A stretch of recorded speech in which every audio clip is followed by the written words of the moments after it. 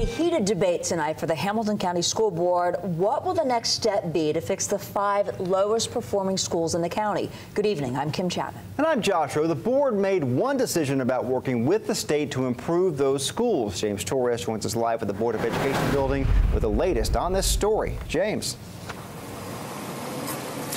Josh and Kim, that meeting lasted about 3.5 hours, and most of that time was spent talking about the 5 lowest performing schools in the county. Go ahead and take a look at your screen here. These are the 5 schools that we're talking about. Now, the school board here has 2 options. One of them is the Achievement School Districts. That is a complete takeover from the state in order to bring some improvements to those schools. Now, no one on the school board really likes the idea. They say the history of the ASD isn't a good one, and they don't have a very successful track record. The second option that they have is a partnership zone. That is when the state and county will share responsibilities when talking about these schools, as well as use funds from the county and the state to put forth any efforts that they do in the school. Now, we spoke to Carissa Jones. Some of these schools are in her district. She says that this partnership zone is the lesser of 2 evils. We talked to her and asked her why she didn't like this idea so much.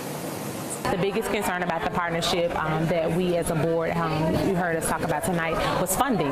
Obviously, we want to have a commitment to that money, to know that the money will be there to provide our kids what they need.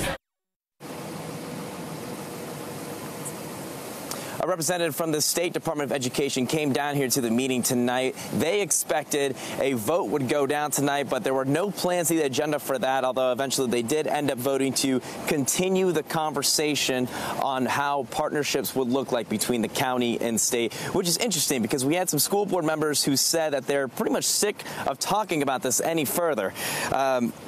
Now, what they agreed on tonight is just continuing the conversation. This is no contract, nothing binding, nothing that they're obligated to.